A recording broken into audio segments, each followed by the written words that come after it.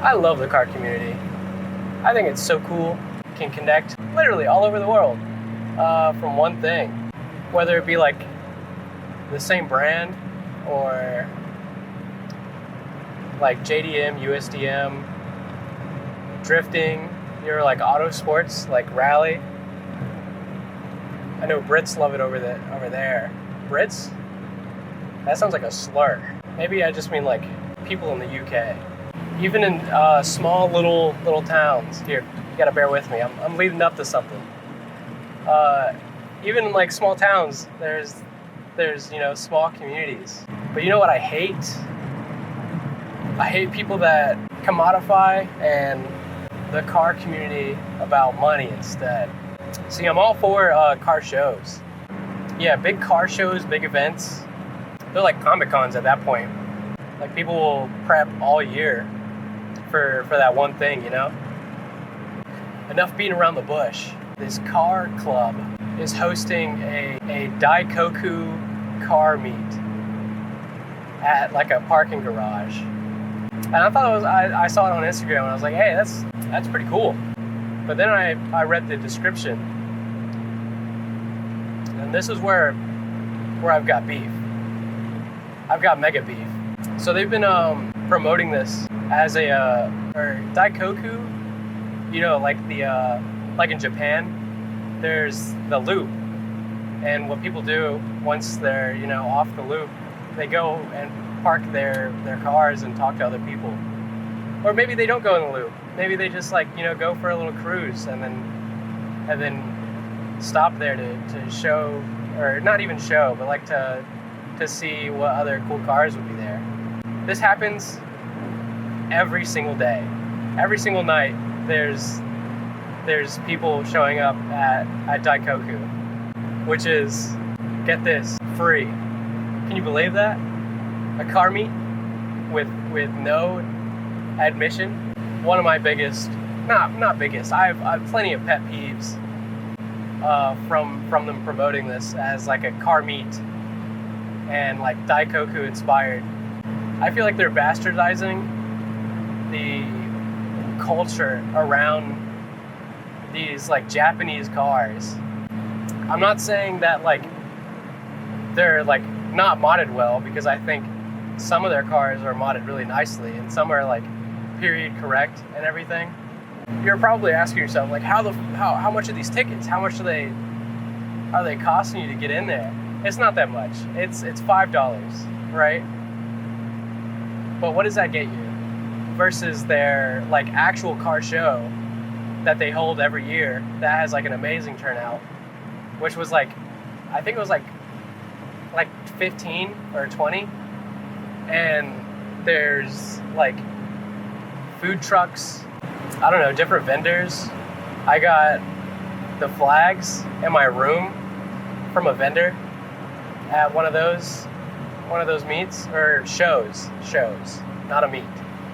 For those $15, you get a decent amount of stuff. I kept the wristband because just nobody checked if it was on my wrist or not, or they didn't put it on my wrist. They just gave me the wristband. So I thought that was pretty cool. It's kind of what K-pop people do. They keep their wristbands. It's like a souvenir you can take home. And I don't know what they're gonna have at this meet, at this parking lot meet. But I don't think there's gonna be wristbands. And I don't know. I literally at the car meet that I held, I gave away stickers for free because I appreciate who showed up. And it's like and that's something they can actively use. And they're dirt fucking cheap too. I don't know if you guys have ever made stickers before, but they're not expensive at all. Why do I have to pay to get into a car meet? Let me find it, because I have all this garbage screenshotted. Oh my fucking god. Okay, so the way I was talking about it, I was like, they're greedy. Like they want $5. But okay, listen. So they want $20 a car and driver. Sure, that's fine. But that doesn't pay for the passenger. The passenger has also also has to pay $5 to just get in. So it's like, if you're driving like a Toyota Peso, like a really nice one, or even a Honda Odyssey, and you have a family, everybody in that van still has to pay their fair share. I think except for children. I think they have to make an exception for children because, there's people on the team that has children. So I think that's a little excuse for them, even though they're probably going to get in for free. Oh my fucking God. We will be running our very own Tensai style version of the famous, in parentheses, Daikoku meat in Japan. Wrong. That's not really how that works. It's like a community thing. If you want to put it on for the community, I mean, I think that'd be awesome. I think that'd be really cool. But you charging people to get into that now, it's not a meet, it's a show. I would just change the name. Our vision is to bring you a JDM scene along with VIPs, Stancy, and track builds that includes exotics / American muscles / Euros that fits the scene. I think once I pull up, they're going to be a whole lot, relaxed about what they'll let in. But this entire time, all of their advertisements for this show have made it seem like they're only going to let super nice modded vehicles in, which also gets rid of the name meet, because that's, if you're not letting everybody in, it's not a meet, it's a show. Or why would you compare it to Daikoku at all? It says no trucks / SUVs, no stock cars, no cars that don't blend into the tuner / JDM scene. A stock MR2 is way cooler than any Subaru. That is just a fact that I'm putting out there, because I actually wholeheartedly believe that. It says stock cars that will be allowed: GTR, Type R, Skyline, RX-7, Supra, NSX, and right-hand drive cars. And I guess I can respect that for like the thing that they're saying. But they're building this whole meet on like exclusivity. That's not a fucking meet. It is a car show. One of the best meets I've been to, one of my favorite of all time, completely free by the way, is anything that Wheel Price does. Wheel Price has, oh my God, the last meet I went to, I made a video. They had a DJ, there was a fucking Ferrari there, and it was just kind of like on the side of the road. Like it was just in a parking lot somewhere. There were definitely cars that were there that shouldn't have been there, but they didn't wave them out. We're here because we all have the same interest, and that's cars. Once you start gatekeeping that, I don't know, you're an asshole. I see people do this with women and gay people all the time in the car community. The shit that they're doing to gatekeep this hobby makes me feel like it's not a hobby I want to associate with anymore. I gotta cross over. I'm gonna get back over now, cause that big green thing. Am I being a hater just because I don't think my car would be allowed into the thing? Maybe. But also, if I want to bring my fucking girlfriend, I don't want to pay an extra $5 because she's sitting in the passenger seat. Like, what the fuck is? Oh my God. And I don't even want to show up if I have to pay fucking $20 to park my car. It says cars, read. There is no registration, meaning it is pull up day of. They said off. Pull up day of. If you show up late, then where shall we? Which I guess is fine. I guess that's fair if you're doing a show. I think this is what pissed me off the most. Vendors, we have capped DM to hold. Here's the catch. If you have vended for them in the last 2 years, your fee is $100. But if you have never supported a previous event, fee is $200. What the fuck? What? Dude, if I've never supported you before, I have to pay an extra fucking $100. I genuinely think, because I do want to have like a pop-up at one of these events for the swim team later down the line, I genuinely think I would be adding so much to this event with having my booth.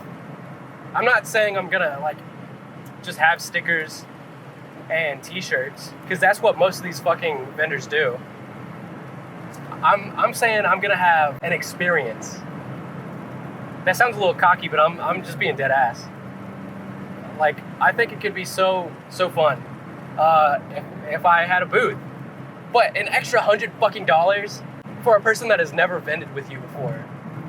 So for me, a brand new vendor, I already have to spend that $100 somewhere else with all the shit and like materials that I have to get.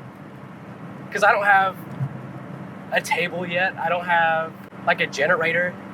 I would need like little like plants and things to make it, lively.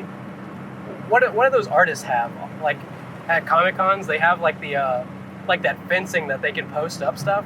Like, dude, I don't have any of that shit, and all of a sudden I have to spend an extra $100 because I've never vended with you before. That shit is so fucking corny. The vendors that were there before, some of them are so fucking trash, bro. Like, you're letting in a motherfucker that resells Hot Wheels before me. That's so fucking stupid. It's so greedy. It literally is. It's just greedy. And it goes back to that commodifying the car scene in general.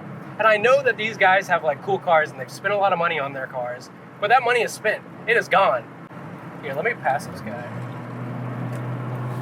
I doubt that they're splitting the money between everybody in the fucking car club, because there was a new guy with a Miata, a blue Miata, that I shot last year that I thought was the coolest thing ever. He has like a 323 wing. I think it's on a Pandem kit. I could be wrong by that, but he's probably not gonna see a fucking dime. So the next line, it says, "So you're probably wondering why we're all collecting admission at a meet." Yeah, I am wondering that. It says, "We rented the whole property. We will have securities." It says, "If you want to complain about the $20 a car or $5 a person, hit us up and we'll send over the contract so you can sign and pay the rental fee, and we can run it free under your name." Bro, come on. You're a bitch! You're such a fucking bitch! Because you know that that's way too much fucking money. Oh my god. See, a reasonable thing for me, under my non-capitalistic mindset, is, I want these vendors to, be able to make money and not they're now like trying to reach for that $200 goal. So if they only sold 5 t-shirts and each t-shirt is $20, they're only making half of that back. And now they just have to accept the $100 loss, the hoodies, loss, all of that, gone. This is a non-permission meet. Or, hey, we have a spot 2 or spot 3 if we get kicked out. LOL. I think what they're trying to say is that, like, if we get kicked out, it's over.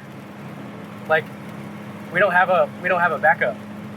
Which is fine. Yeah, I guess so. But you're literally at the door saying yes or no to these fucking cars. So it's like, you can just kick the fucking bad ones out. It is literally that easy. And you can tell the bad ones. I'm talking about you, Jose, in your G37 that spits flames. So for the first time, if your ride isn't modded or heavily modded, please don't pull up to the deck. We will have the whole deck blocked off. It's a night vibe type event with folks cruising on Highway 70 as a bonus. Oh, that's a bonus, guys. Guys, that's our gift to you, from us to you. You get to cruise with us. No, I think this should have been a real meet, if it was a meet for the people. Like, I think the vendors is a good idea, but have them pay for their spots early, right? And then you can use that money to pay off the fucking rent. And then it's not a loss. It's a profit gain. I know for a fact it's gonna be a profit gain for these fuckers. The whole thing just sounds greedy. If money wasn't obviously an issue, they went and posted this fuck-ass logo or design. It's obviously AI. It's probably because they don't want to pay the artists. It says Daikoku Meti. Meti. Maybe that means meat in this language. And they have this S15. All right, it is an S15. I'll give them that. It's pink. But in the back, it's like a, what the fuck is that? It's not a car I've seen before. Is that an S15? No, it's an NS, no. Maybe it's a, no. RX, I don't think so.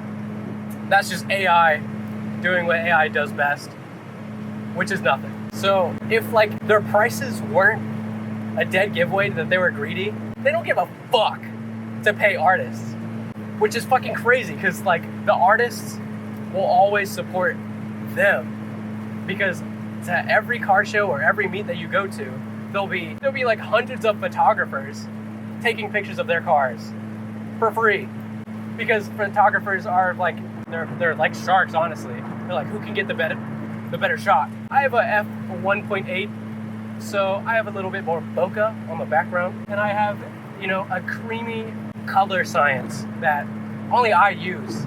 It's my personal LUT. You can buy it. And then they posted, I screenshot a lot of their shit on their story because this entire meet kind of just pisses me off. It's like misrepresentation of like what cool car meets can be. Also, we live in the middle of fucking nowhere. Why are they expecting to pull up like it's a goddamn, I don't know, like a car show that's in Gatlinburg or Charlotte? Like, no, eat shit. I think the reason I'm getting so worked up about this is because every single month, there is a Cars and Coffee at Charlotte and in Raleigh, and every single one of them are free. What? No way, they're fucking free, and the turnout is crazy. They're massive. I've seen a Lamborghini Countach at one, multiple McLarens. I think I've even seen like a Bugatti at the Raleigh one. How do they pay for that? That's weird. How do they pay for one of those? I don't know. Maybe the vendors pay for them. This is their poster that they're showing. They're proud of this one. They're not taking this one down. You know, they actually took the AI photo down. Not taking this one down. Yeah, and this is slop, by the way. From a graphic designer to graphic designer, whoever made this. I can't read that bottom half. I literally cannot read that. Who designed this? Who made this? And there's some like random Japanese text. But why does that need to be there? I didn't want to be just a hater. I wanted to help them out a little bit. Like, hey guys, this is how you run a meet. Damn, it got hella dark. I think they could have went around this in a way that wasn't so disrespectful for the community, honestly. Because I think what this shows is that they don't see anything about Hickory as being a place that they want to support. They see it as a cash grab, is what I'm getting at. I don't know, the whole idea of buying a really cool car and modding it up really nicely and putting that behind a paywall, I don't know, eat shit. It's because I love cars. I really do. I'm literally posting these videos on YouTube for free because I want to see this community with the MX-3 like grow. Because I think these are really cool cars and they haven't gotten the flowers that they have for like the Supra or the NSX. I mean, they're not as cool as the Supra or the NSX. And they came in a V6, the world's smallest V6? Oh, no, not anymore. Mitsubishi took over that. But at the time, this car was so cool. And yes, it has a dent in it right now. So honestly, I wouldn't blame them to turn me away. But I think it would still be really cool to share a little piece of history with other people without putting it behind a fucking paywall. I know I'm on fake wheels, and this is like me pocket watching, but am I pocket watching? Yes, I am. I hate being a hater because I love things. Even like the cars that I would push away. Like I'll still watch the slate truck that's coming out because I don't want a truck. But the fact that they are making like a miniature truck again, I think that shit's fucking awesome. Everybody has a preference. It's all about perspective on how you see each other's preferences. My best friend has a C4 Corvette, 2 more cylinders than mine, and made completely out of fiberglass. Would I want to own one? No.